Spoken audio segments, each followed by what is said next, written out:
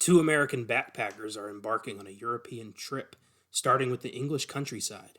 While strolling along the moors of Yorkshire, they're attacked by a vicious monster, a werewolf that kills one of them and bites the other. As he heals in a London hospital, the survivor realizes he's doomed to become a werewolf himself, and chaos ensues as the London citizens are plagued by an American werewolf in London.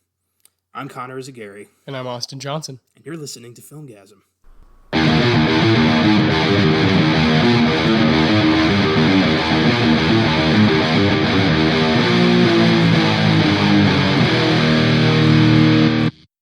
Happy Wednesday, listeners. Welcome to episode 46 of Filmgazm, where we're diving into my favorite horror movie of all time, 1981's An American Werewolf in London. The greatest werewolf movie ever made, bar none. Cannot wait to dig into this. Hope you had fun listening to our Schumacher Batman Weird Shit Wednesday last week, as well as our Sunday bonus on Uncut Gems. In a few weeks, we'll be releasing our 10th Weird Shit Wednesday Filmgazm episode 50. It's a special episode, so we chose to do a spotlight on arguably the greatest character actor of all time, the late, great Philip Seymour Hoffman.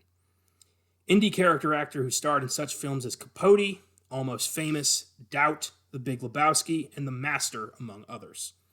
His career was so diverse, with leading roles and minor roles sprinkled throughout, but the man never let a character go to waste, and he remained one of the most well-respected actors in the business until his sudden death in 2014 of a drug overdose.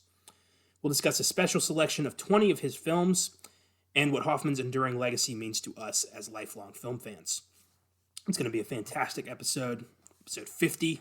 Cannot wait. Yeah. No better way to celebrate 50 than to talk about, like you said, the best character actor of all time. Yeah, absolutely. Philip Seymour Hoffman. Can't wait for that. Fantastic. Before we get into this awesome werewolf flick, it's time for the rewind, where we look into past episodes in search of updates. Got a number of updates for you. One from episode 8, The Silence of the Lambs. One from episode 16, Child's Play. And one from bonus episode 8, Joker. First up, CBS has announced a sequel series to The Silence of the Lambs, currently titled Clarice, which will follow the FBI agent as she hunts down murderers and criminals. CBS has ordered a pilot, but has already put together a writer's room, meaning they're expecting this to be substantial. What do you think about this? I'm interested. It's not something I'm dying for. Yeah. We're not lining up, but something I'm intrigued by. Yeah. CBS is certainly lining up, but they've already already had this and fucked it up with Hannibal. Exactly.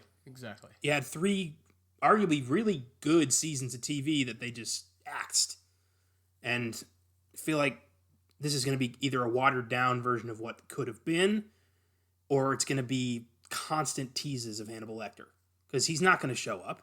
This is supposed to be canonical with Lambs and Hannibal, and in those 10 years, nobody heard a peep from Hannibal Lecter. So, unless they're going to rewrite canon, which they might as fucking well do, I don't know how interesting this is going to be. It's going to be just another cop procedural, but the character is Clarice Starling. Yeah. That's something I won't watch until I hear someone say, you need to see this. Yeah. I don't like network TV. Neither do I. CBS has never been... It takes a lot, yeah. A channel where I'm clamoring to see anything they have. Yeah, no. In that same vein, Sci-Fi Channel has ordered Don Mancini's Chucky to series. Here's the official synopsis. In the new Chucky television series, after a vintage Chucky doll turns up at a suburban yard sale, an idyllic American town is thrown into chaos as a series of horrifying murders begins to expose the town's hypocrisies and secrets. Meanwhile, the arrival of enemies and allies from Chucky's past threatens to expose the truth behind the killings, as well as the demon doll's untold origins as a seemingly ordinary child who somehow became this notorious monster. So we're going to get kind of a prequel to Charles Lee Ray's life, leading up to him becoming Chucky, and also some crazy Chucky shit. Could be good. I believe I remember hearing Brad Dourif was on board for this. Yeah. I believe that Chucky's going in the TV direction, while new weird Mark Hamill Chucky is going over here. I'm interested, because Don Mancini's proven that he's really the only guy who should be touching Chucky.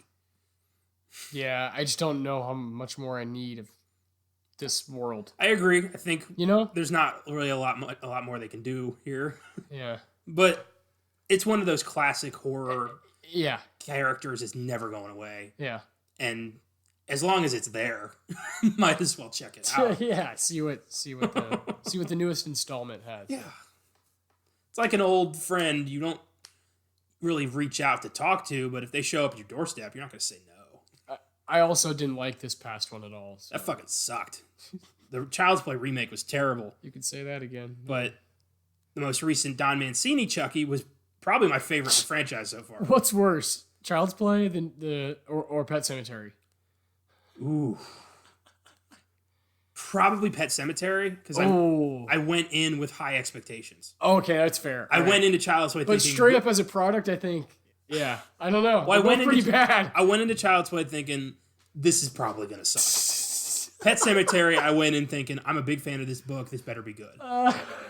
So, objectively, the disappointment was much larger with Pet Cemetery, but I think you might be right. Child's Play is a much shittier movie. So... At least it's got Brian Tyree Henry, right? I don't know. At least, we got a decent vocal performance so from Mark bad. Hamill. There are some horrible horror inputs from 2019. How is it totally missed the mark? How is it the Chucky doll looks worse now than it did in 1988? How is that?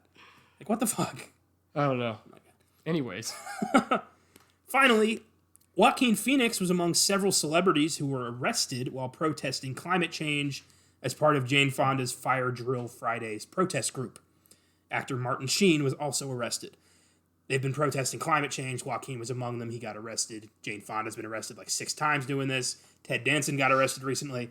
So it's barely, it's a slap on the wrist. Yeah. No celebrities going to prison for climate change protesting. No. But just thought that worth mentioning. What a guy. Yeah, what a guy. Joaquin. I can't read him at all. Nobody can. No, He's an enigma. He's barely human. He's not from here, yeah. So that's it for well, he was raised in a cult. Yeah. I'm sure that didn't help. Yeah. David Berg, that motherfucker, really got to him. For those of you who aren't aware, Joaquin Phoenix and his brother River grew up in the Children of God cult. Yeah. Ran by sadistic, crazy whoremonger David Berg. And when they got out, they had to kind of relearn how normal society functions. Yeah. So I'm sure, not all that shit and I think went away. I think we're seeing, Joaquin is still, oh, yeah. That's all. Yeah. It explains quite a lot. Yeah. We'll save that for a Weird Shit Wednesday. Yeah, there's a lot of shit there to unpack, man. Yeah, so... River Phoenix as its own. Yeah. Yeah. That family's... Damn. Yeah. So this wasn't your first time with American Werewolf, but it had been a while for you, right? Basically my first time. Yeah, I told you. That's part of the reason, by the way, happy late birthday. Oh, thank you. January is special here on Filmgazm because Connor's birthday is earlier in the month and mine's at the very end of the month, so it's good, clean fun here. And we wanted to choose some movies that we both love. Later in the month, there's a couple that I chose that are very dear to my heart, so... we'll do those, and that's also why we chose PSH, because that's our guy. Yeah. If Filmgazm, meaning Connor and I, and Josh and Caleb, if we could agree on someone, I think PSH is someone that everyone just loves. Yeah, absolutely. He's a moviegoer's actor, Yes. He's the guy you want to see on the screen. So, it's a special time. You chose this, obviously. This was my birthday week movie. Yeah, because this is your favorite horror movie of all time. I'm a little bit ashamed to say that I've only seen this once before, and I was, 17 or 18, not watching with the lens that I would watch it now. And obviously, right off the bat, best werewolf movie, hands down. Like you said, bar none. It's not even close. There's not even like a silver medal to hand out, Not really. It's just a straight gold, and everybody else gets to watch, that sort of thing. There is no... This is the one you show people if they want to watch a werewolf movie. I don't know how many people are knocking on the door like, show me werewolf movies, but this is it. This is the peak, the pinnacle of that, and the makeup and the costume design and all of that is just through the roof. And I couldn't stop. I couldn't get my eyes off the screen simply because of that. And then you add this awesome, hilarious story into it that intertwines American backpackers and British culture. You've got comedic director John Landis injecting his brand of comedy into a vicious werewolf movie. Yeah, so and it just works. It does. It adds up, and everything hits. I really, really enjoyed this, so I'm really glad you chose it. Yeah, killer. When I did my own solo episode on The Wolfman, I did talk about some notable werewolf movies throughout history, and I mentioned like The Howling and Ginger Snaps and Dog Soldiers, but nothing comes close to this. No. This set the bar way too damn high, and nothing has ever come close in 40 years. It's insane. Yeah. And that just speaks to mostly Rick Baker. Yeah. Like, he's the real star of this movie. It's his movie more than anybody's, I would think. Yeah. I would say, like, if you're like, what is aged, the best? And that's what it would be. It's still seamless. Rick Baker's work, yeah. That's the most amazing part of it, is it's still seamless. You can't, like, it really is, puppetry and animation will always beat CGI because it looks real. It feels real. It looks like there is something in the room with them. It's not a computer. And, so many different films have tried to do something like this with a computer, and it always looks fake. But this looked like a dude was really turning into a werewolf. Yeah, and it's fucking scary. Yeah. Still grappling with some of those images. I don't do too hot with when stuff is like involving like turning a body like inside out, and there's like intestines involved, and there's also hair growing out of that. Yeah. It's not for me, Thing must have really fucked you up. Yeah. That's why I love it. Yeah. That's why I gave it. I think I gave it a 9 out of 10. Yeah, that's why. Yeah. Well, it fucks you up. Yeah, man. Well, the guy who did the Thing makeup, Rob Bottin, was taught by Rick Baker. Yeah. So you can thank Rick Baker for that movie too. Yeah, really. Fucking thank Rick Baker for the 80s. Fuck yeah, man. The horror genre. He changed the way horror movies were made. Yeah. Showing them the level of what you could do with makeup. Yeah, it was actually something I was thinking about. I wanted to bring up to you was you and I both like love this 80s stuff so much. And it's not even that they changed horror. They're the only guys who still have done it correctly. They didn't even change it because no one else can do it right. It's true. Still, now, 40 years later, 40 years later. The practicality, the low budget, or, we talked about with Carpenter. We've talked, now, Jesus, the budget here is 5.8. Oh my God. Can you believe that shit? I just read that. Sorry. They made this masterpiece on less than $6 million. That was the first time I read that. Oh my Lord, have mercy! Unbelievable. It made 60. Yeah, congratulations. That's incredible. And this is the stuff that's what we're doing the podcast for. Is you learn about this stuff, and you get that kind of productivity off of that amount of money. Yeah, that's a fucking movie. That's what I'm talking about. I respect that. So, really cool. Yeah, man. It shows just crazy creativity and vision. That unwillingness to let a small amount of money keep you from. Well, it's such a simple premise, too. Just two backpackers get attacked by a werewolf. That's it. We'll get into it. Do what you got to do. We'll get into. This is a great movie. This is one of the earliest horror movies I ever saw. This was like I've been watching this movie as long as I can remember. I remember when I was like 9, 10 years old watching the opening scene where Jack gets killed. Yeah. And it freaked me the fuck out because it was so visceral. And then I just kept watching. I'm like, this is insane. And it doesn't let up after that. Yeah. No, it was crazy. This, The Shining, The Thing, Blade, those are some of my very earliest horror movies. And I never looked back. Yeah. And this has stayed with me forever. Oh, man. So let's get into it. An American Werewolf in London was released in 1981 and was directed by 80s darling John Landis. Director of Animal House, The Blues Brothers, Trading Places, Three Amigos, Coming to America, and the first segment of Twilight Zone the movie, which nearly destroyed his career after he inadvertently got 3 people killed. Yeah. And we are going to leave that here. We're going to talk about that when we do the Twilight Zone the movie episode in the future. Yeah, suffice to say, he's kind of a piece of shit. Yeah, we can't have an episode where we go on a tangent about Joaquin Phoenix's past life and... Yeah. That's too much weird. Let's leave it. But it is a fucked up story, and he got away with manslaughter. And deserves its own episode. Yeah.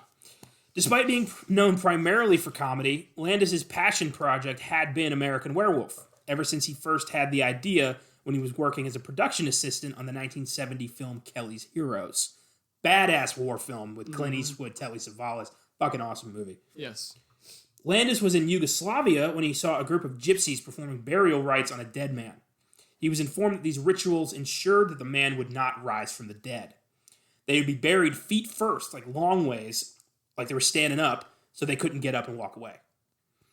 Landis never forgot this, and it inspired him to write a movie about someone confronting the undead. He wrote the first draft for An American Werewolf in London in 1969 and shelved it. Then, when his career took off, when he directed the Kentucky Fried Movie in 1977, Animal House in 1978, and The Blues Brothers in 1980, he finally secured financing and a budget for American Werewolf. The financiers thought the movie was too funny to be a horror movie and too scary to be a comedy. Yes. Really straddles that line really well. David Naughton was cast as backpacker and werewolf attack survivor David Kessler. American Werewolf was a big break for him as he was known primarily as the star of the Be a Pepper ad campaign for Dr. Pepper, which he was fired from after appearing nude in this movie. Despite this film being a hit, Naughton's career never really exploded and he was never in anything else of note. He's had bit parts in various TV shows and a host of minor film roles, but this is the thing he is mostly known for. Yeah, he's not the best actor, but yeah. But he is during the transformation. Like, I believe that shit. Oh, yeah, for sure. But yeah, just the I agree. Just dialogue, he's fine. He's passable, but you can... I would have expected him to have a nice little 80s run, just because of it. He didn't. But nothing. It's amazing. Yeah. Sad. He's still acting today. Trying. Yeah. Well, now he's mostly known as, the werewolf guy who makes cameos. Yeah. Of course, yeah. But he had a disco song in the 80s, like a pop song. I believe that. My uncle was, he was listening to XM radio driving somewhere, and the song came on, and he called me. He's like, Connor, you're not going to believe what I'm listening to right now. It's a pop song by the American Werewolf guy. And I'm like, what the fuck? And I listened to it, telling me, and it was really weird and stupid. I'm sure, yeah. I guess, after this didn't work out, he tried anything. Oscar nominee Griffin Dunne was cast as Jack Goodman, David's friend who is mauled to death and comes back to haunt him. Dunne was nominated for Best Live-Action Short Film for 1996's Duke of Groove, and he went on to appear in films like After Hours, Johnny Dangerously, Quiz Show, Dallas Buyers Club, and he had recurring roles on the shows Goliath and This Is Us. He's also an accomplished director, having directed Practical Magic and 3 episodes of The Good Wife, among other things. So he had a pretty successful career. Yes. Yeah. So he's great. I love Practical Magic, and I didn't know for years that he's the guy. Yeah, you make that connection, yeah. He's the brother of Dominique Dunne, who played the older sister in Poltergeist and was murdered in 1982. Jenny Agutter plays Alex Price, the nurse that falls in love with David pretty damn fast. Agutter has had bit roles in many cult films like Child's Play 2 and Logan's Run, and she had a minor role in the MCU with the Avengers and Captain America the Winter Soldier. She plays a councilwoman, the one who Black Widow impersonates. Wow. Yeah. The whole council is made up of character actors that have bit parts, like Powers Booth and Shin Han. It's really cool. Man, that's crazy. American Werewolf has an IMDb score of 7.5, Rotten Tomatoes score of 87%, and grossed $62 million on a budget of only 5.8, which is insane. It won the first ever Best Makeup Oscar for legendary effects artist Rick Baker's unbelievable werewolf makeup effects that still hold up today and have never been topped. And I'd always thought that the Best Makeup Oscar was created because of the crazy effects of this film. I think I've mentioned that in a few episodes, but I recently discovered I was wrong. It was the 1980 film The Elephant Man that inspired the Academy to finally throw some praise to the makeup department. American Werewolf just happened to win the first ever Best Makeup Oscar. But it was created because of the effects of the Elephant Man. Didn't know that. There you go. So, let's get into the plot of this mofo. Elephant Man's not a bad movie either. That's a great movie. So, we meet 2 American backpackers from New York City, David Kessler and Jack Goodman, who are trekking across the moors in Yorkshire. And they're just kind of chatting about girls they like back home and what they've been up to. Feels very improvised, very, popping. Shooting the shit, yeah. Yeah, you believe it. And I always thought that would be a great Halloween costume. Just a big green jacket, the big red jacket. Oh, yeah. With big backpacks, yeah. Yeah. Anybody who got it would be Dude, yeah, good call. We should do that. I don't give a shit if anybody gets it. Well, fuck yeah. We will. Oh, man. And they're just walking across the moors. You get the feeling that, this is the beginning of their European trip. They're going to go to Italy. Even Jack says, like, why didn't we go to Italy first? Oh, yeah, you should have gone to Italy first. I think so. Anywhere but here. And just as night falls, they are hungry. They're tired. I think it's raining. Yes. And so they find a local pub called the Slaughtered Lamb. And they go in there and are immediately met with stares from the locals. This is not the kind of place where you get, new faces. This is East Proctor. Yeah. And everyone just stares at them and they just sit down awkwardly. And eventually everyone goes back to their drinks. And Jack notices a 5-pointed star on the wall and asks David, like, what do you think that means? He says, I don't know. Maybe the owners are from Texas. And Jack goes, remember the Alamo, and gets the barmaid's attention. And she's like, I remember the Alamo. I saw it in Leicester Square, the movie, the Alamo. Yeah, that's cute. Great. With John Wayne, yeah. And then one of the guys in the bar tells him a joke that I actually think is fucking funny. Yes. So let's tell the joke. So the UN delegates are on a plane, and the plane is running low on fuel, and they chuck out the seats, they chuck out everything in the plane, but it's still too heavy, so they realize somebody has to jump out.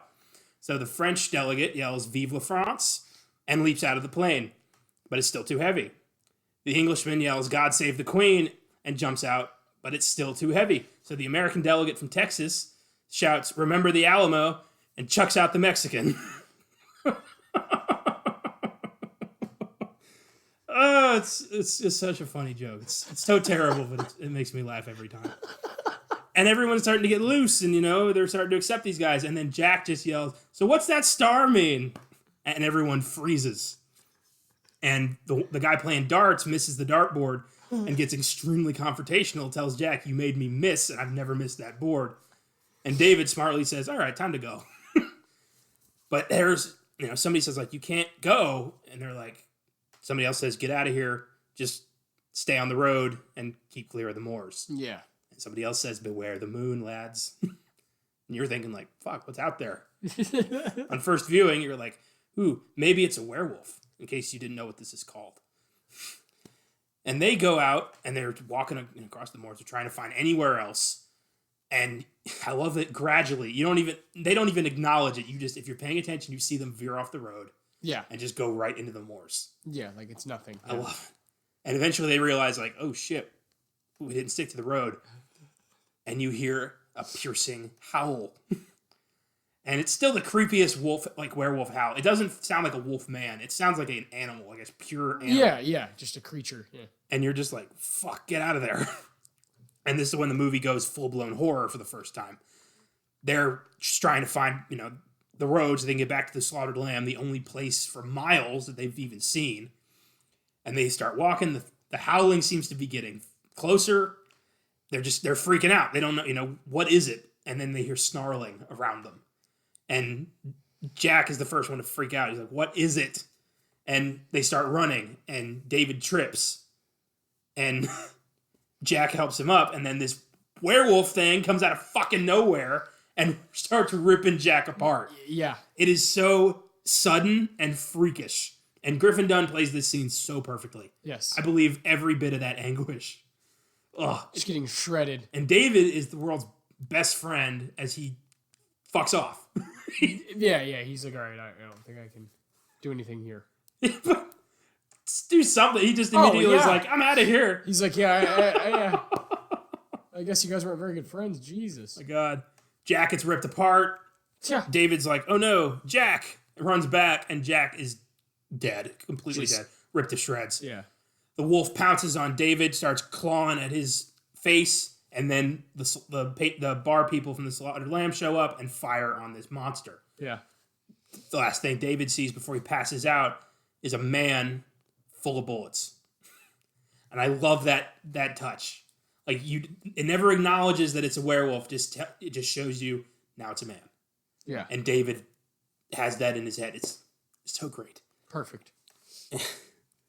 And David wakes up in the hospital 3 weeks later in a hospital in London, wondering what the fuck happened. Where's Jack? And they're like, oh, Jack's dead.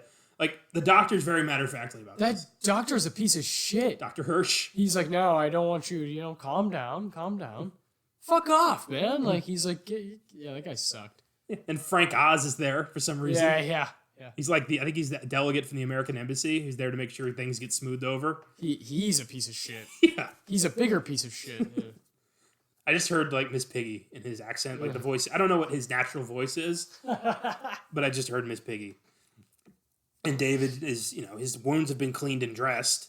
The doctor is just like, oh, you've had an episode. By the way, your friend is dead. You were apparently attacked by an escaped lunatic, which is way crazier a story than getting attacked by a wolf. Yeah, I'd say so. Like, where did this lunatic escape from? Why did they not find him? Why are there claw marks in his face? Like, come on. Oh, man. Did do your job. Do something. This is where our tax dollars are going? Well, not in England. Yeah. So, David is interrogated. Well, he's interviewed by Police Inspector Villiers, or Villers, I don't know how to say his name. He's the one who says, you were attacked by a lunatic. And David's like, no, we were attacked by a wolf. I was there. You see this? I was there. Yeah, I heard howling. Yeah. And he insists, like, no, Jack was ripped apart. A man couldn't do that. And the doctor's like, oh, you'd be surprised what a man is capable of. So, yeah, he must have been quite an aggressive fella. No shit. Because it wasn't a fella. It was a wolf. Yeah. And through all this, David is talking to Nurse Price, who... Their relationship is so, like, out of nowhere. I don't know what, yeah. I love it. I'll take it, sure. Yeah. I don't know. He's the hot American man. I guess, who just suffered the major trauma and never really acknowledges it. I guess that's what she fell for, right? Yeah. Florence Nightingale syndrome, I guess. I don't know. And David's eating his breakfast, and all of a sudden, Jack's ghost shows up and asks him if he can have some toast. I love Griffin Dunn's performance. He's my favorite in this. Griffin Dunn. Me too. Because he's so upbeat. He's a corpse. He's got, again, the makeup. Holy fuck. And it gets crazier and crazier, yeah. Every time we see Jack from here on out, he's decomposed even further. Yeah. And this is my favorite stage, though, where the wounds are fresh. It's pretty creepy. His throat is ripped out. He's got claw marks on his face. He's covered in blood. And David's like, the fuck?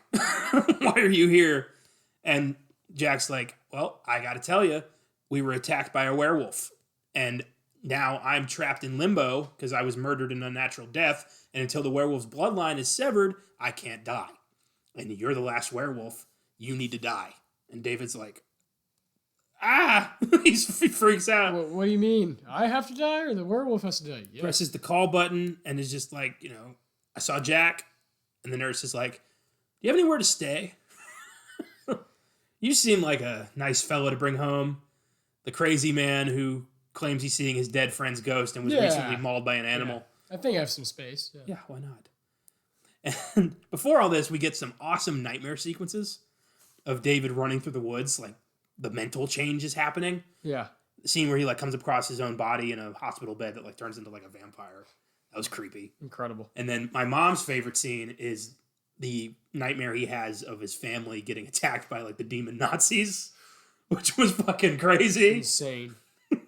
I guess that confused a lot of people back in the 80s because they were like, this is a werewolf movie. Why are there Nazi demons here? No. It's a great metaphor for, showing just David's mental state is deteriorating fast. He's, trapped in vicious, angry, animalistic thoughts. Yeah. Because he's not human anymore. No. Oh, no. And when he wakes up and Alex gets stabbed by the thing behind the curtain, it's like, he's not really awake. Great horror sting there.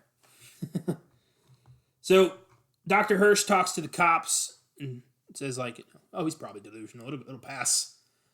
But he starts thinking, well, his wounds were cleaned and dressed. Nobody seems to know, have a good story of what happened. So I should go investigate. Yeah. So Dr. Hirsch suddenly becomes the most dedicated doctor in the world and drives to East Proctor to talk to the people at the Slaughtered Lamb, and they give him the same side eye they gave Jack and David. Yes. They don't like anyone from around here, or who's not from around here. Yeah. And Dr. Hirsch orders a Guinness, and they don't let it breathe. I didn't like that. They just like, shoop, here's your beer. Yeah. Certain way you have to pour Guinness. Yeah, and he knows that, but he's like, He's talking to people, and they're all like, nope, no idea. What you talking about? Yeah. David Kessler, never heard of him. American Boys? Nope. Here? They would never come to the slaughtered lamb. Yeah. And then one of them meets Dr. Hirsch outside and is like, look, you need to know what really happened. And somebody else comes up and is like, oi, don't you say another word now. That's enough. Keep to our own. He's the best. The guy who told the joke, yeah. Yeah. The bald guy? Yeah. He's amazing. The other guy, the dart player, he's, if you've seen the Pirates of the Caribbean movies. Yeah. I found that out recently. I finally matched his face. He's Mercer. Yeah. Beckett's like assassin guy in the 2 and 3. For years that had been bothering me. He's awesome. He is awesome. That face. Scary. It's creepy. Oh, yeah. I have a slaughtered lamb wood carving on my wall. It's beautiful. Yeah, beautiful sign. So Dr. Hirsch now knows several things. Everyone in there is lying. Something happened, and nobody knows. Nobody will tell him what happened. And the guy outside the pub, he tells David shouldn't. He said David shouldn't have been taken away. Everyone else is in danger. Like London's in danger. You need to kill him. He needs to die. And David's been released from intensive care. He moves in with Alex Price, this nurse, who takes him to the store and shows him around London. And they go home, and she's very matter of fact, like, look, I've slept with 7 people. Are you going to be the 8th? Yes or yes? You win a new car. It is very much like, so we going to fuck or what? There's very little romance here. Netflix and chill. And then we get one of my favorite things about this movie is the soundtrack. Every song has the word moon in it. Yes. We get a nice love scene with Van Morrison's Moon Dance playing. Great song. And you like Van Morrison? I love Van Morrison. I am a big Van Morrison fan. I love his bit on The Last Waltz. So good. He's amazing. My aunt and my grandma got to see him in Vegas last year. Oh, that's really cool. Apparently he doesn't play his hits. He plays whatever the fuck he feels like playing. So it's a random shot. What you're gonna get? You never know. But yeah, they said it was a mind-blowing experience. And I'm hoping to go. I'm sure. Yeah. Yeah, Van Morrison's one of my favorites. Yeah, big fan of Wild Night, Tupelo Honey, Moon Dance, another one of my favorites. And It Stoned Me. Yeah, love the guy. Yeah. Hell yeah. So after some sweaty nurse sex, David goes into the kitchen to get something, and he runs into Jack once again. Now even worse. He's fucking gray and green, rotting away. And Jack again saying like, "Look, I can't do shit until you die. So help your friend out. Come on." Yeah, come on. David's like, "Oh yeah, I'm gonna turn into a werewolf," and Jack's like, "Yeah, you are.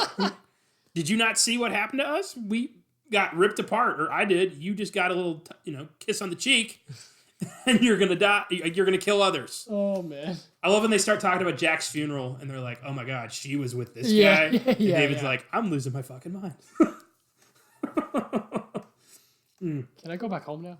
So Jack tells David, like, "Look, it's happening tomorrow night. You have a day to deal with this, and then you're going to change, and you are going to kill a lot of people." And David still is like, "Go away. You're not real." Tells Alex, like, "I think I saw Jack again." And she's like, "Well, that's weird. You want to have more sex?" It's kind of all her character's here for, really. She's just the nurse. Yeah. She doesn't do much. No. It's all right, but it's kind of weird, yeah. You got to have that, that love angle, but it doesn't really work here. They've known each other for 3 days? Yeah, exactly, yeah. And he just woke up from 3 weeks. Yeah.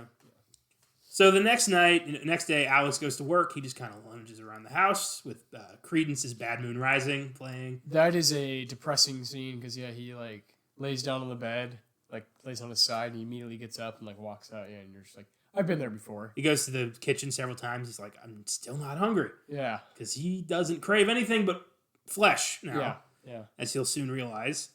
And yeah, he locks himself out of the house. I see the bad moon rising. Crawls in through the window and it's just like, ugh. And then night falls. Yeah. And you see the moon for the first time at the hospital when Alex is dealing with that weird kid who only says no. Yeah. And she like oddly threatens him, which was kind of funny. Have you ever been severely beaten around the face and neck? Like, damn. What the fuck? Healthcare professionals. And you see the moon. And I love the way David transforms. The camera pans in on. I laugh every time. The camera pans in on him. He's reading a book, and he grabs his head, just goes, "Jesus Christ!" I don't know why, but it makes me laugh because I've had headaches like that. Yeah. Where I'm just like, "Oh my God, fuck!" In the middle of reading, a sentence. Yeah. I love that he just takes all his clothes off for no reason. Yeah. Jesus Christ. And that's when we get the most... It's burning! That's when we get the most incredible werewolf transformation sequence of all time. Yeah. And it looks so painful. It's visceral. You got the claws come out of his nails. His hands are growing like a full foot. Hair sprouting up all over his body. His spine separates. Like, fuck. I love he says, "I didn't mean to call you Meatloaf, Jack." Jesus Christ. And you just see him writhing in pain. His human screams start becoming more animal-like. Great touch. Oh, man. And you just see, it zooms in on the hair growing more coarse. His teeth become sharpened. And the most incredible piece of this transformation is the snout. When his head just extends outward. Fuck me, man. I still don't know how he did it. It's incredible. Well, neither do other people because they don't know how to do it. They can't do it. Yeah. Nobody can do it. Rick Baker. Ugh. Apparently there's a scene in this movie called Summer School where somebody calls him Rick Baker, creature creator. And I think that, perfect. Creature creator. Should be on a business card right there. Fuck yeah. That's a t-shirt. Yeah. Rick Baker, creature creator. So now David's a werewolf and he goes a hunting. First victim, a nice couple on their way to a dinner party. Yeah, of course. And I love when later on when you see them in the porno theater, they're just like so chipper, so English. Hello. How's it going? Oh my God. Yeah. So they get ripped apart by the werewolf. You hear that piercing howl again. So perfect. And then he attacks some bums in the streets. I don't know if bums is the particular correct term, but I'm going to call them bums. Yeah. I don't care. Who cares? Yeah. I like bums. It's a good word. Yeah. I don't know why I'm holding on to this.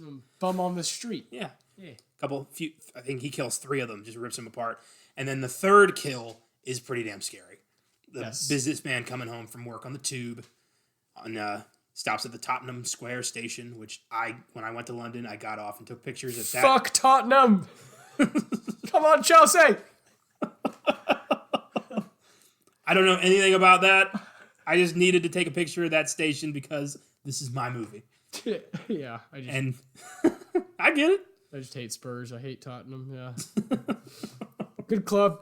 Decent club, but yeah. It pissed me off. But no, yeah, I know what you mean. That's like a prime time spot. Yeah, I've been there too. He's alone at night, this businessman, and he hears growling noises, and he just goes, "Whoever that is, you are not amusing. I am quite put out." Yeah. It's the most English threat I've ever heard. Put out. Yeah, not like I'm fucking done. Yeah. I'm put out. You are not funny. I'm a bit peeved. Yeah. And then he starts walking, he goes up the escalator, the growls start getting closer, and he takes off running.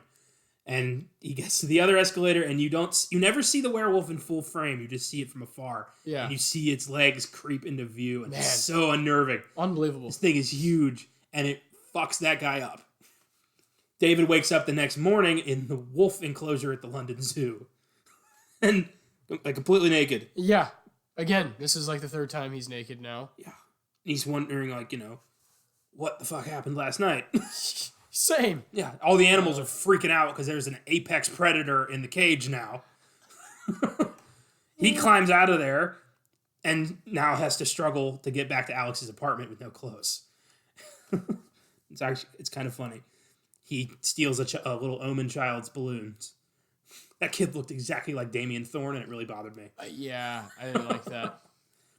A naked American man stole my balloons. And we're in England. Yeah, we're in London. Yeah, no. He steals a jacket, and he's waiting in the bus line with just a jacket on. I love that. He's like looking at him like, it's not very English of you. Not proper. I'm put out by that. You what, mate? Anyway, David gets back to Alex's apartment, and Alex is like, where were you? He's like, I woke up in the zoo.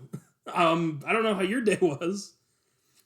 He never makes these, like, he's still not thinking, oh, I'm a werewolf. He never really questions why he woke up naked in the zoo. That would consume my whole day trying to figure out how the fuck I got there. Oh my God, yeah. That would start this whole My God. This whole thing in my life, where I'd be investigating what's going on, So he gets into a cab, he's like feeling energized, like he's feeling like he's on top of the world. And probably because he's got a full belly of 6 people. And Alex is like, we got to take you back to the hospital because Dr. Hirsch wants, he thinks you're going to hurt somebody because he thinks that you think that you're a werewolf. His reasoning actually makes sense. Like, of course, David's not a werewolf, but if these people convinced him that he is, he could hurt people. Yeah. Fair enough. I agree. And on their way back to the hospital, this cab driver starts talking to them about 6 murders that happened last night. And the cab driver, it's fucking Bricktop from Snatch. Yes. Hell yeah. And David immediately puts 2 and 2 together and is like, fuck, I did that. I killed those people. And so he jumps out of the cab and tries to get himself arrested by screaming obscenities at a bobby. And so he's just screaming, Prince Charles is a man. Or no, wait, not that. That Prince Charles is a man. What does he yell? Queen Elizabeth's a man. Prince Charles is a... Yeah. He yells something else that was hilarious. I don't remember. Some British term? Yeah, insulting the Brits. He starts yelling bad words. Shit, cock, fuck. He's just trying to get her. And he's like, sir, if you do not stop, I will arrest you. And he's like, that's what I want you to do. Fucker, arrest me. He's like, on your way.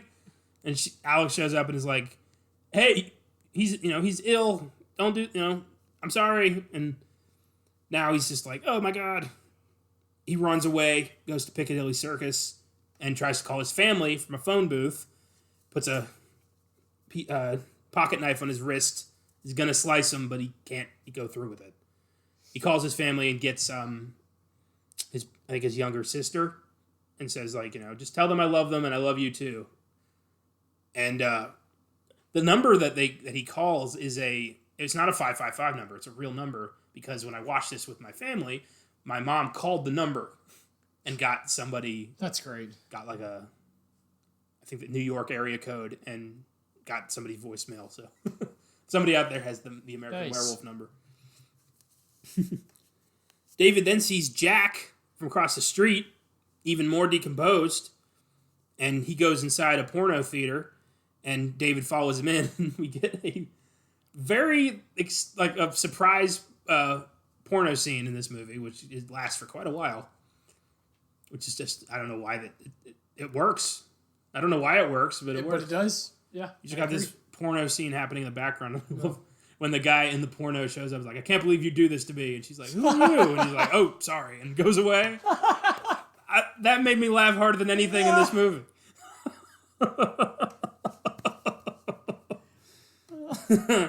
And David's just like, good movie. Yeah. The hell is wrong with these people? Jack's basically a skeleton now. He's being controlled by puppetry. And he introduces David to all of his victims from last night. Yeah. The businessman, the homeless people, and the couple. And the couple are chipper, the homeless men are pissed, and the businessman is put out. Yes. By the fact that they're all dead. Yes. And they all suggest various ways David could kill himself, because that's the only way they can move on. They're all pissed at him. And David's like, look, what do you want from me? I'm sorry. And they're like, kill yourself. That's what we want. But then, the moon happens again. Full moon, and David starts transforming in the porno theater. I love that one guy who thinks he's like aggressively jerking off. Yeah. It's just like, what are you doing? And David's like, run now! And he turns his head, and he's the werewolf snout again. And like, Perfect. God. And he starts ripping people apart inside this porno theater. They shut it down. They're like, there's an animal on the loose. Werewolf jumps through the wall, starts ripping people apart in Piccadilly Circus, causes a massive car accident, kills a lot of people, probably bites quite a few people. Yeah. I don't think they all died, but a lot of werewolves are created here. So Exactly. the bloodline was not severed, so Jack still can't move on. You would rather people just die than have, multiple of these things running around. He created a pandemic. Yeah. Ugh. So he starts, running around, ripping people apart, and he ends up cornered in an alley because Alex shows up to try to reason with him or something. And the cops are there. They're going to shoot this thing, and Alex tries to talk to him. Dr. Hirsch is there too for some reason. And she tells him that she loves him. And you see the werewolf's eyes flicker for a second. And then he lunges at her, and the cops shoot him. And he turns back into David. Alex starts crying. Never really acknowledges that he was a fucking werewolf. And after all. Yeah. it just zooms out on David's dead body, shot to death. And then we get the Marcel's Blue Moon and over the end credits, a upbeat poppy song. Yeah. And that's our movie. It's really short, really simple, but it's so goddamn effective. Yes, no, it knows exactly what it is. Mm-hmm. Which is why it's effective, yeah. Absolutely. Fantastic. Incredible stuff. So there was one sequel made in 1997, An American Werewolf in Paris. It tells the story of an American man named Andy who meets a girl named Seraphine, who's the daughter of David Kessler and Alex Price. And they get in with a group of French werewolves who are able to transform at will thanks to a serum. The film is a colossal failure. Yeah. Has an IMDb score of 5.1 and a Rotten Tomatoes score of 7%. It's the reason this movie, they never pursued further.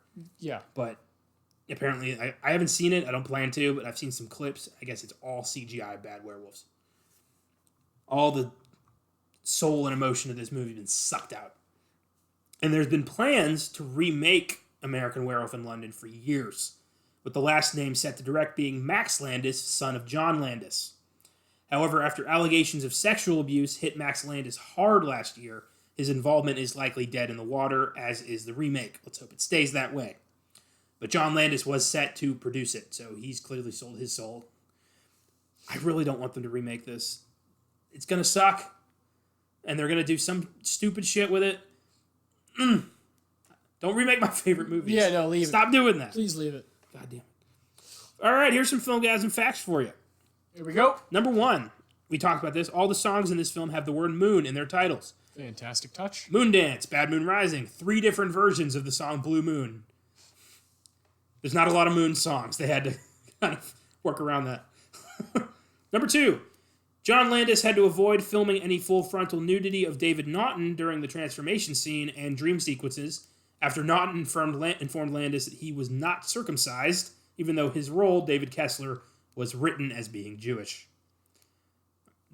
I feel like that's an easy fix, just make him not Jewish. Exactly. I don't know why that matters, or why Landis was so insistent on that.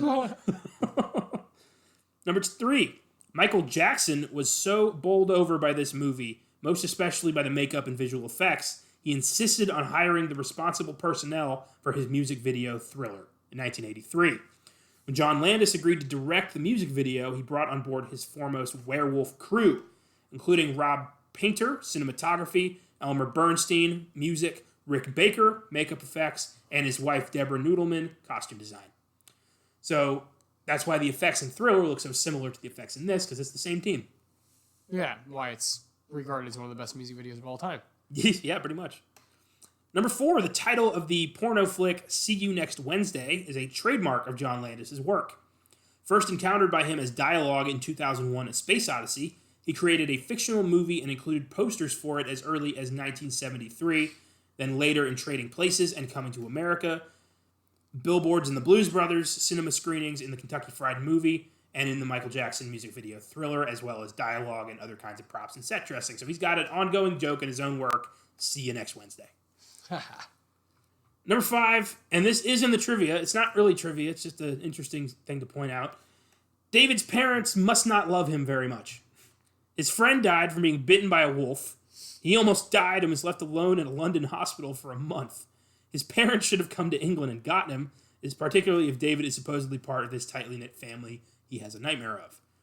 I always thought that was interesting. Nobody ever even called him. Nothing.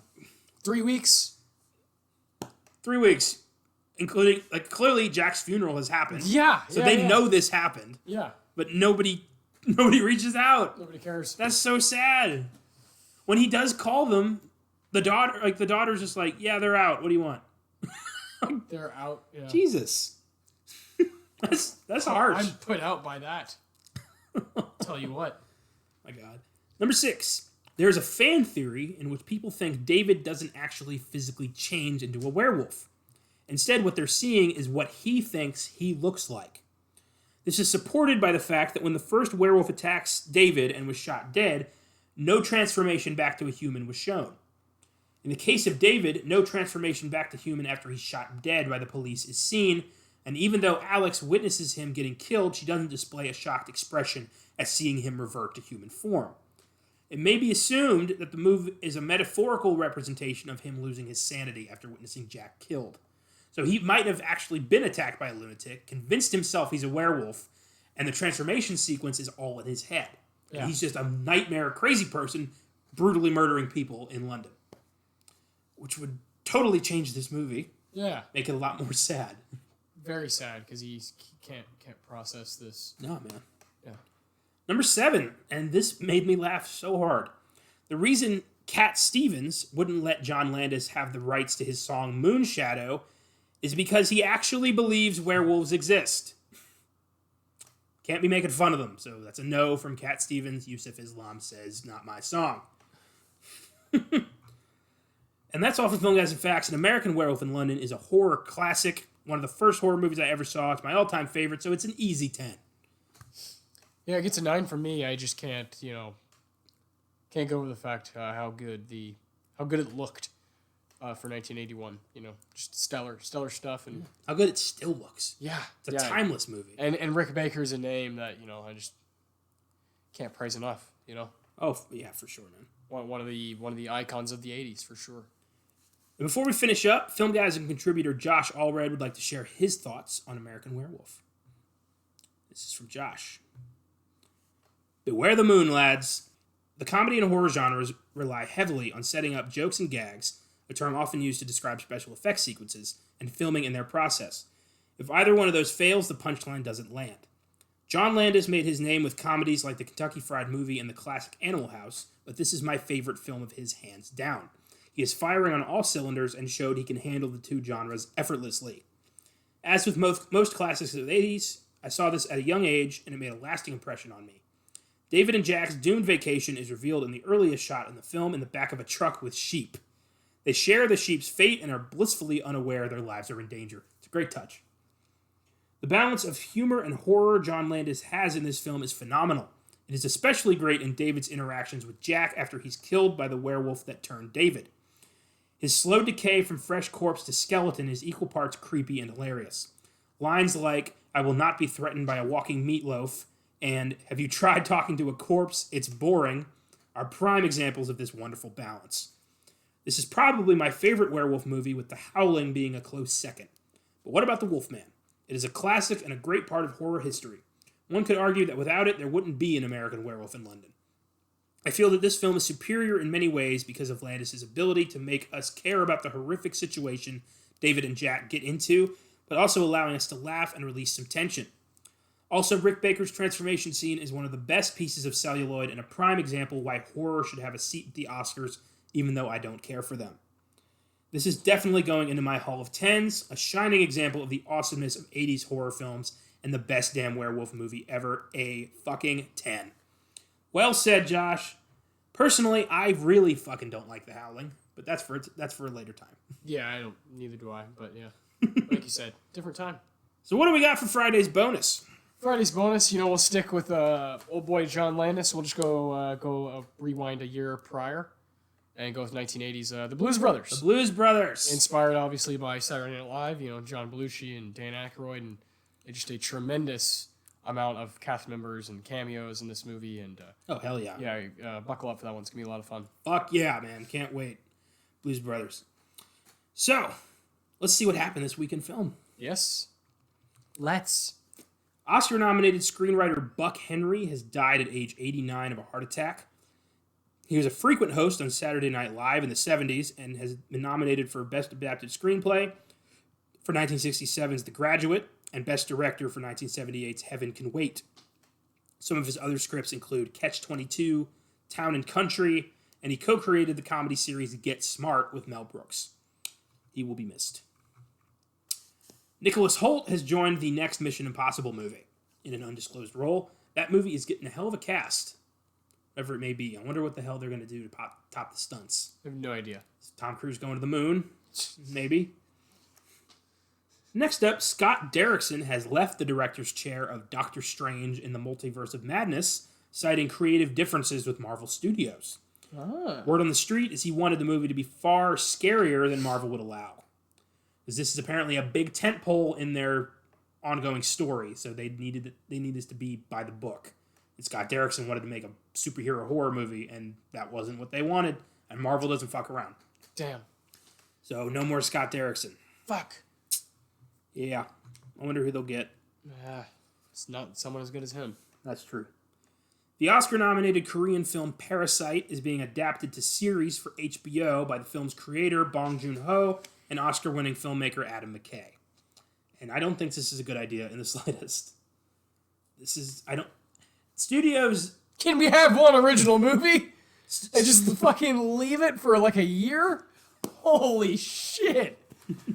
You just saw it too, right? Yes. You know, like, oh my god, dude. Studios don't seem to realize what makes a film successful and to just enjoy the success. They always have to try to branch off of this shit. Just let the film be its own thing. Before it can even win its fucking award at the Oscars for Best International Film, we're now, you're gonna have like an Americanized version, or This would never work in the States. what's going on? What are we doing? This is a film that is built on the Korean class system. You can't do that in the States. And I can't believe Bong Joon-ho is on board with this. I thought he had more integrity. Yeah, and it's going to be, it's HBO. It's going to be a good show. You and I are probably going to find our way to it. That's not the point. Yes. The point is... We don't need it. We shouldn't do it at all. Exactly. Yeah, exactly. Not every movie has to be a goddamn TV show. Yeah. Just let it live. Well, yeah, like Adam McKay has produced and he's done a lot of work with HBO on the show Succession. Succession's a really cool show. I liked it a lot. Really liked this past season last year, but do something again. Do that again with something new. Can we leave Parasite as is? I just don't want 5 years from now. All right, stick with me, y'all. Here we go. So 5 years from now, if Connor and I are talking, we're like Parasite. We're like, oh, the movie or the TV show? I don't want to do that. Yeah. Call it something different. Do something different. I don't know. Just don't. I agree. What's the correlation going to exactly be? Like you said, Bong Joon-ho is directly involved. So what? Are we doing it in New York City? Are we doing it in various places in America? Because that movie's about the Korean wealth gap and about what's going on in that country, and that's part of the reason it's so interesting and has gotten such a huge buzz around the world and has made so much money in the box office internationally. But yeah, I just it's frustrating. Yes, it is. It's frustrating. I wish we could at least win its award. You give it some time to ruminate before we start. Yeah, to breathe. It's frustrating. It gets old. That gets old. Yes, it does. It really does. Well, that's what we get though. For everybody watches everything, so that's what we get. That's what we get. Is there supply and demand? They're just gonna keep putting shit out because that's what we do. We watch everything. So. Well, it's gonna be good. Yeah, it's gonna be a good product. I question a lot of what exactly is it going to entail. How is it going to correlate with the movie? That sort of thing. Yeah.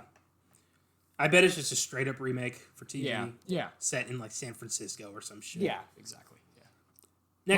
Most likely. Yeah.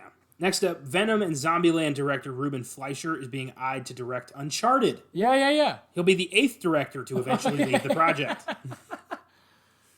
Just the 8th? Yeah. I wonder who's higher than that. I wonder who's going to be the next director to join and leave Uncharted. No idea.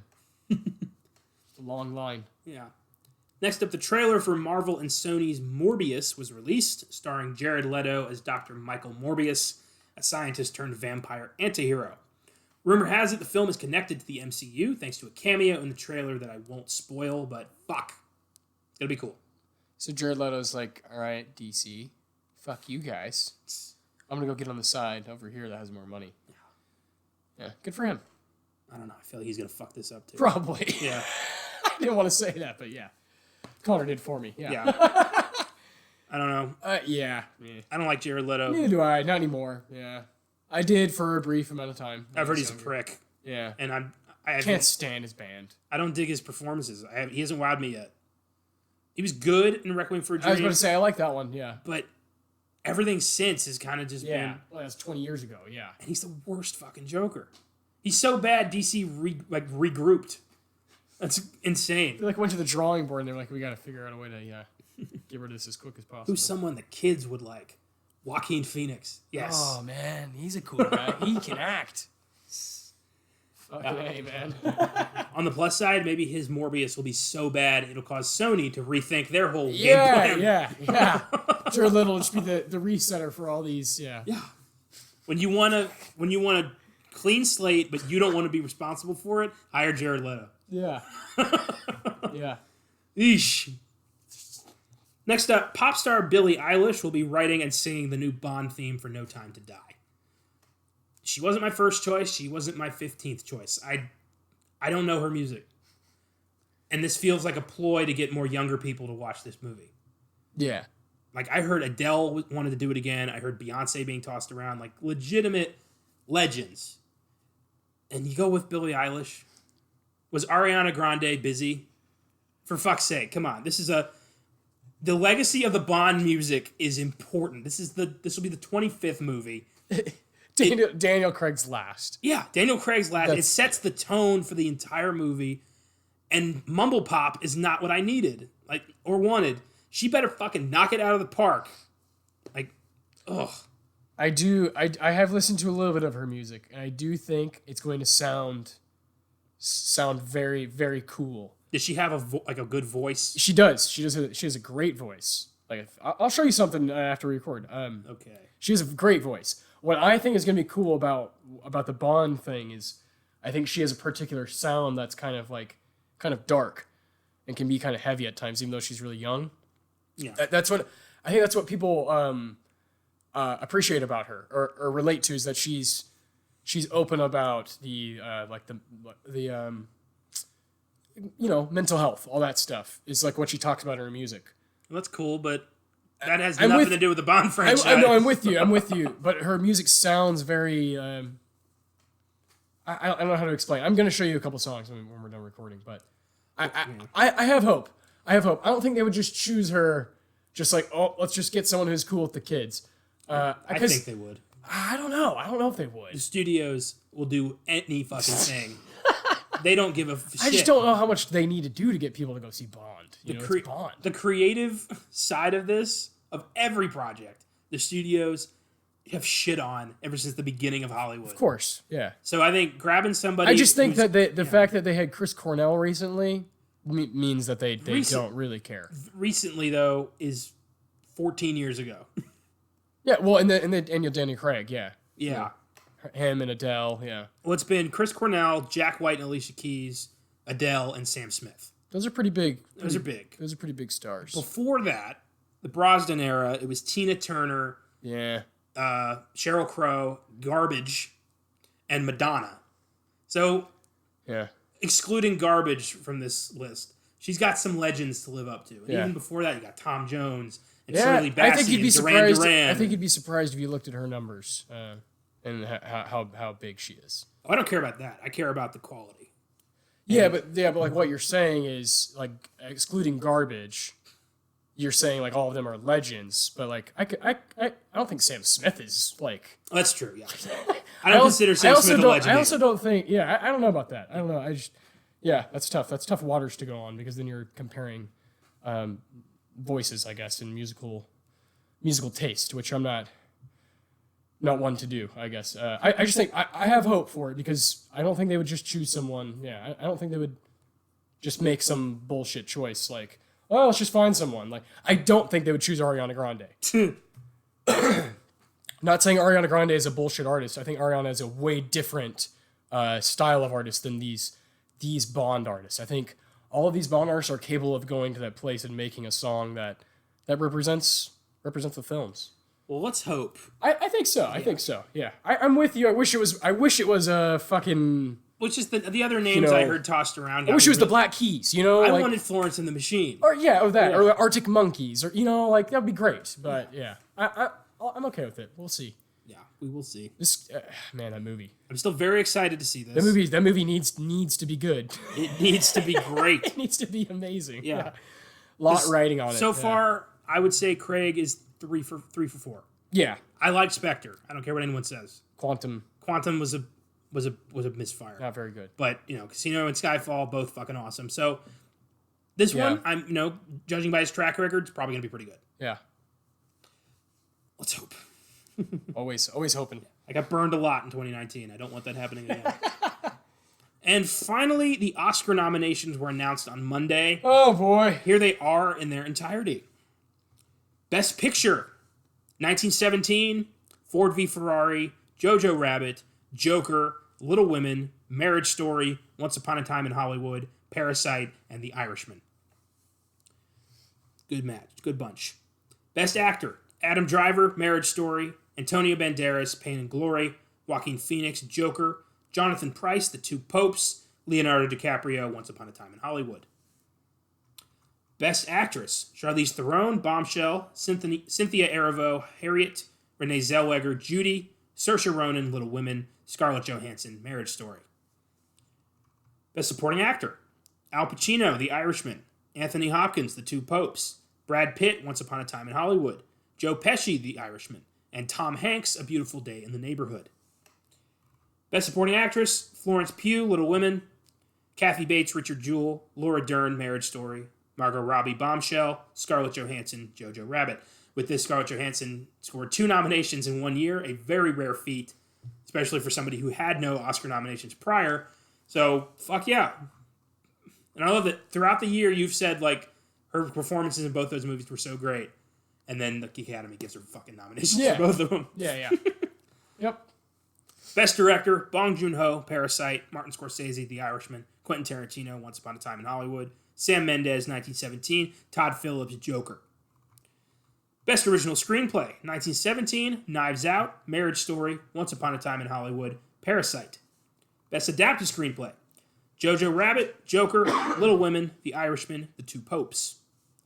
Best Cinematography, 1917, Joker, Once Upon a Time in Hollywood, The Irishman, The Lighthouse.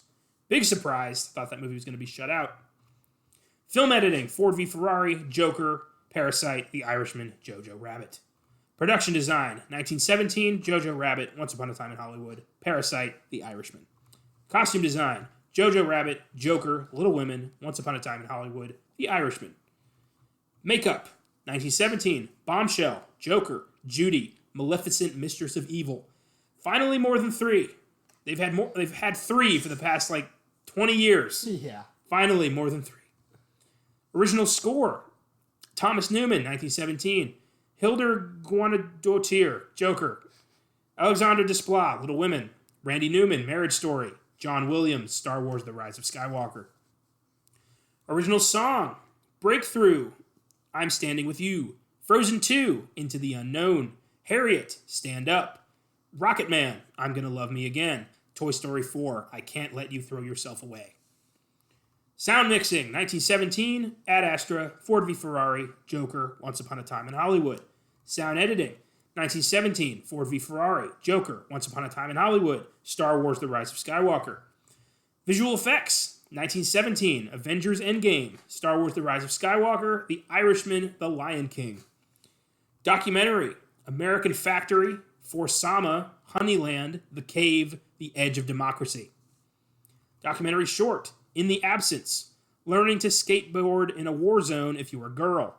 Life Overtakes Me, St. Louis Superman, Walk, Run, Cha-Cha. Animated film, How to Train Your Dragon, The Hidden World, I Lost My Body, Klaus, Missing Link, Toy Story 4. Animated short film, Daughter, Hair Love, Kit Bull, Memorable, Sister. Live action short, Brotherhood, Nefta Football Club, Saria, The Neighbor's Window, Une Sor. International film, Corpus Christi, Honeyland, Les Miserables, Pain and Glory, Parasite. The honorary awards will be going to David Lynch, Lina Wertmuller, Wes Studi, and the Gene Hirschholt Humanitarian Award will be going to Gina Davis. And that is the Oscars, as we will see on February 8th. Hell of a year, man. Indeed. Not a lot of surprises. Pretty much what we expected, but I didn't think Ford v Ferrari was going to score Best Picture nomination. Neither did I. But there's like 9 spots, so it is. I hate that they have to fill slots now, but just means more accolades. Yeah, more nominations. Yeah. It's like you said, not that surprising. And it still feels like it could be anybody's game. Yes, that's the main thing. Is it's still a big race, even though if we're a little disappointed about the Farewell or Uncut Gems getting completely shut out. It's okay because there's still a good heap of good movies. I think the worst movie which is not to say that's a bad movie, of that group. Neither of us have seen Little Women yet. That's going to change very soon. But of that group would be Joker. More thinking about it, I think probably The Irishman, honestly. Or The Irishman. Those two, yeah. Those two are the weakest to me of that group, and that's a very good sign. Very strong group. Last year there was Green Book and Bohemian Rhapsody, which I wasn't too fond of either of them. And this year I feel stronger about The Irishman than both of those. So that's a good sign. That's great. It is nice. It's going to be a fun race. Thanks for listening to us rant about one of my favorite horror movies. On Sunday, we're releasing a very special bonus episode, our own take on award season, the first annual Filmgazm Awards. We'll have nominees and winners of various categories, and we've chosen the films and performances that we think deserve the most attention this year. Yes. We recorded this the day before the nominations were announced. There was no bias. Check it out Sunday. You'll be able to tell. Yeah, I think we bring that up. So check it out Sunday. Well, you'll be able to tell by our winners. Yeah. Because some of them we have a lot of films that didn't get touched by the Oscars, and it's a fun show. Yeah. We had a blast. Yeah. We're going to be doing that every year. Yeah, oh, for sure, yeah. I mean, now we have to see more, you know what I mean? Absolutely. So next year we can have a broader... Next year, like, we should have seen Little Women. Now next year we won't. That won't happen. We won't make that mistake again. Exactly. We will see everything. And that's life, We're both 20-something-year-old dudes who are just trying to make it, Hell yeah. So we see what we can. We saw a lot, yeah. Next week, we're going back to Stephen King with the 1979 miniseries Salem's Lot. Oh, yes. King's timeless story about a small Maine town that is plagued by vampires. Don't miss it. Until then, if you go backpacking in Yorkshire, stay on the road, keep clear of the moors, and for God's sake, beware the moon.